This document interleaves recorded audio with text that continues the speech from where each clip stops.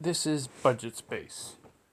Now, this is another discussion video, but essentially, this video is going to be called I Am with Team Huawei, or something like that. So, I wish that I had this set up so I could be in front of the camera while I explain this one because it's an important topic. But the reason why I'm picking my side as Huawei or China, if you want to say it in this respect, versus Apple, Samsung. Well, actually, versus Apple, because Apple is the only true American based, even though all their shit is made in Cupertino, but made in China or India. So the parts are sourced from the US, but the phone itself is not assembled in the US. So really, you could argue it's kind of a mutt. It's half US, half China, or half US, half India, depending on where you get it from. Now, my argument for why I'm Team Huawei is not just because I use an Honor 7X for my work related stuff and everything like that. It's because the let's the Honor brand is a great example actually. As I'm talking to you, I have my Honor in my hand, believe it or not. So the phone, using the Honor 7X as a great example.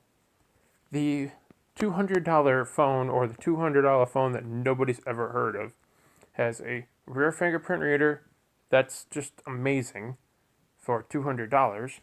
A, a camera that when I take pictures of it and I show people, they're blown away, including a friend of mine well, including a friend of mine, she was blown away when I showed her the camera yesterday on this phone. Then they've made compromises. They've got a micro instead of a Type C, which is okay. They got a headphone jack, yay.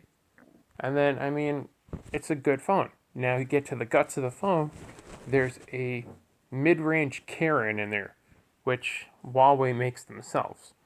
So the actual phone itself, this phone literally, what is it on now? It's on 13% as I record this, and I charged this phone 3 days ago.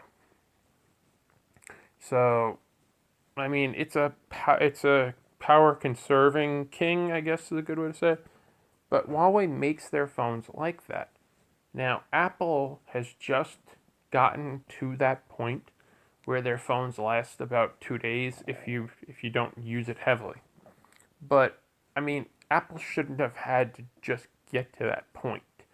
They have been making smartphones since the first phone.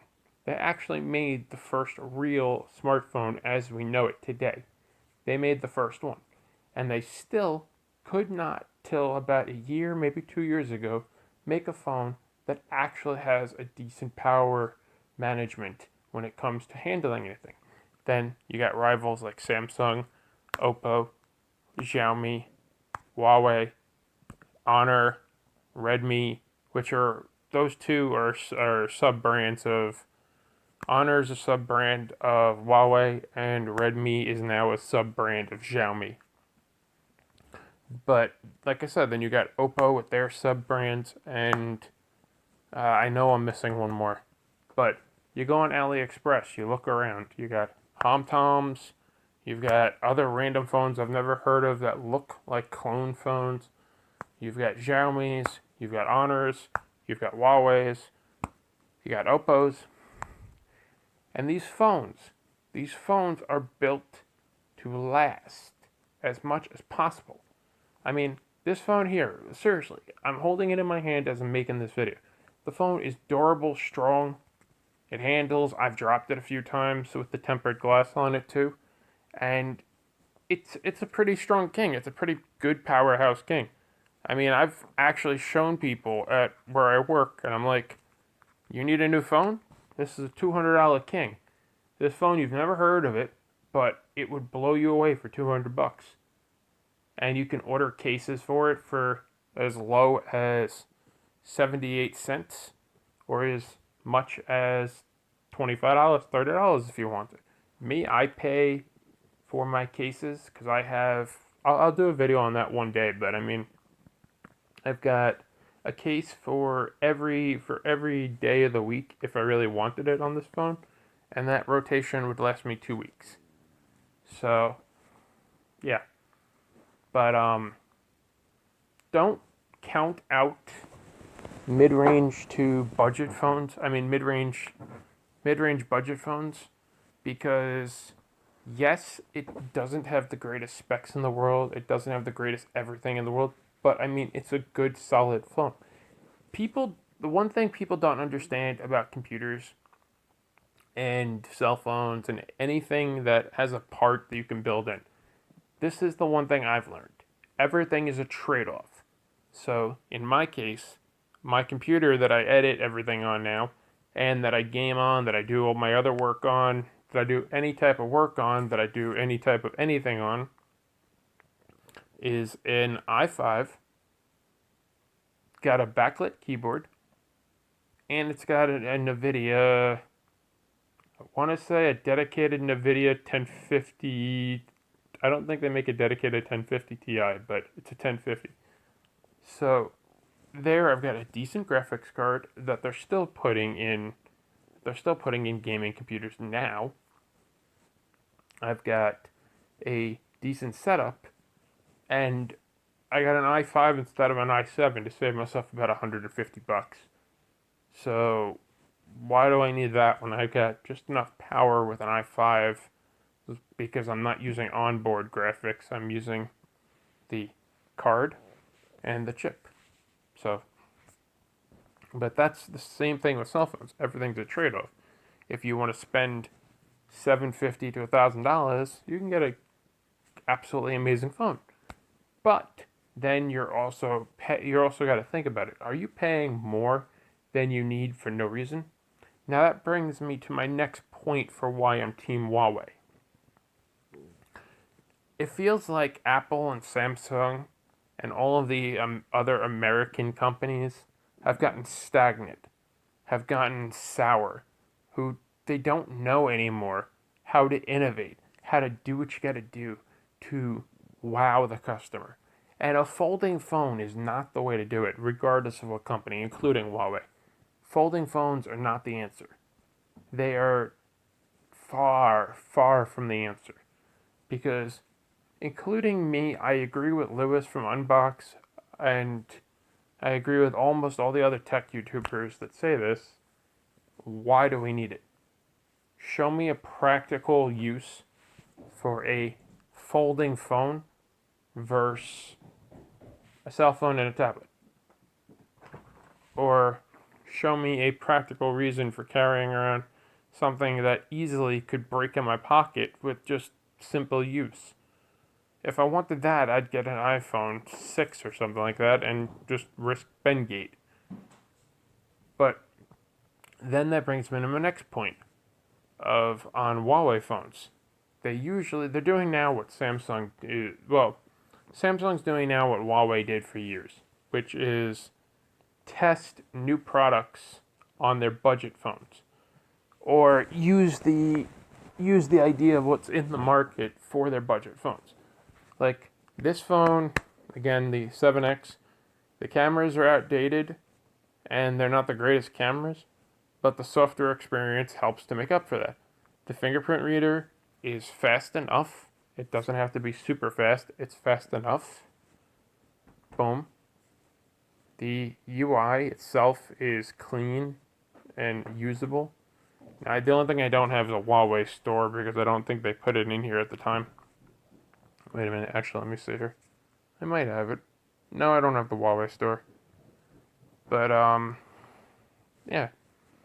So, I mean, the only thing I don't remember is if connectivity to a self-service is that great on here. But when I did use it, it was pretty on par with my service on my main phone, which is Verizon, and my service on my other one is AT&T. So, it's not a bad phone. Don't count out mid-range phones. Like then you get into the big boys. You get into the big boy phones. The 7X, well, sorry, not the 7X. The S7, yeah, the S7 Edge that I've got here, the S10 Plus, the S10s, the S10 5G, the iPhone, the iPhone X, the iPhone XS, the iPhone Max, the iPhone XR, and then all of their stupid incremental updates that they're going to have next year. Unless they do exactly what the leaks show, which is bring out Type C. Now, if they bring out Type C, then they're going to solve so many of their problems. But then you get back to Samsung and Huawei. Now, we have to remove Apple from this equation entirely because they don't do budget phones, even though they should.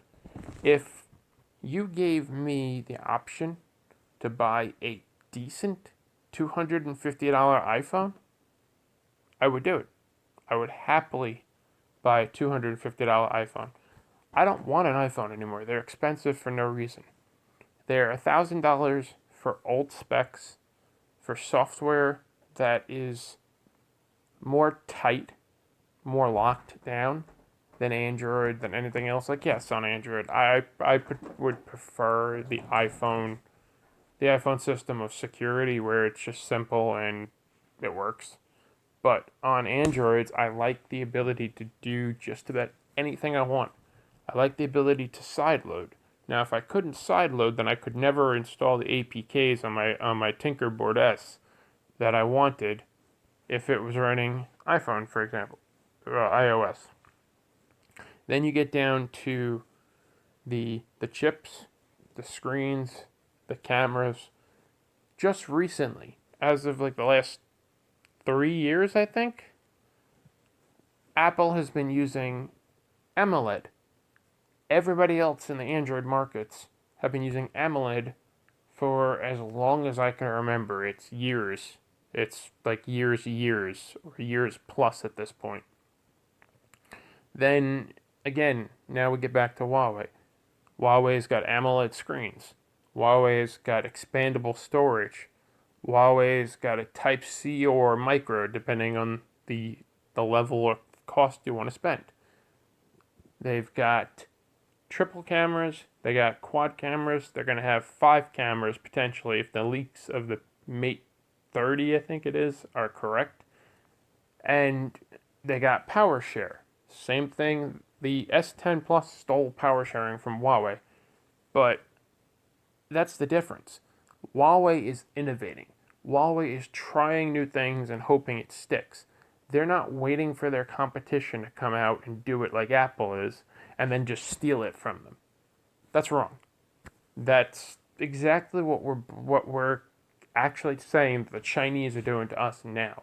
We're saying that the Chinese, which in particular Huawei in this case, that Huawei is stealing our technology. Now, without getting heavily political, I will want to say this. For the last 20 to 25 years, our government has been spying on us through the Patriot Act, through the NSA, through all other means of communication. And it's not me being crazy. You can look at the Snowden reports, you can look at WikiLeaks, you could look at a whole bunch of other locations. And it just all proves it, that even if you're innocent, you could get caught in the net of somebody who's under the radar of the FBI, the CIA, the NSA, and you're just caught on the net for no reason. So the argument that China is spying on us is invalid, in my opinion, because this has more to do with the fact that Huawei was going to take the number one spot from Apple or Samsung, depending on the day. And I feel like the United States just didn't want that to happen because they were afraid that it would hurt Apple or it would hurt Samsung, depending on who you talk to. So that's why I'm Team Huawei, because I don't believe that if Huawei was stealing their technology or doing anything like that, I don't believe they were doing it intentionally, or I don't believe that it's worth casting away that company, because without that company, 5G is a dream for a lot of countries. Cell phones at a decent price are a dream for a lot of countries. So if you, again, then you get into the fact that Huawei uses parts from the US, they use parts from China, they use parts from India, I would assume. They use parts from everywhere. So that's why Huawei itself is just needed. We need Huawei in the market. We do.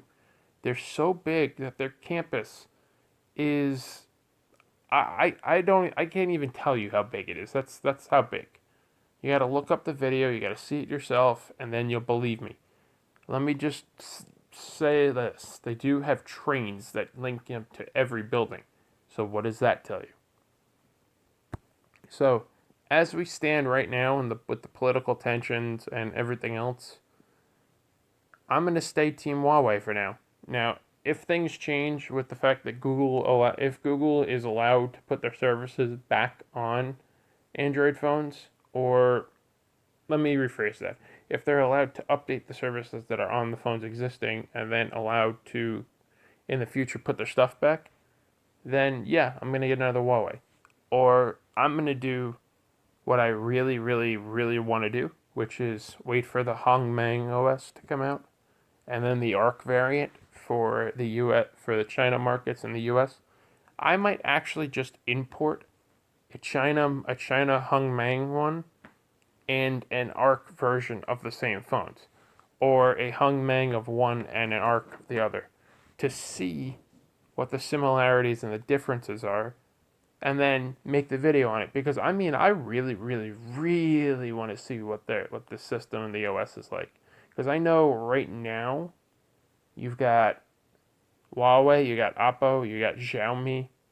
They're all testing out the Hongmeng variant of the OS, because I feel like they all understand that they've got to get out of the hands of Google.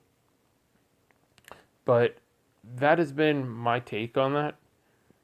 If you wanna continue the conversation, or you have something you want to say, or something you want to add to it, or call me just stupid outright and call me dumb, put it in the comments. I'm here to have a healthy debate with you, and to basically just talk, be friends, give you something interesting to listen to, and I hope you learned something. I'm not copywriting that, not stealing that. I'm borrowing it from Louis Rossman. He's a cool man, he's a good man, and it works here. So I hope you learned something.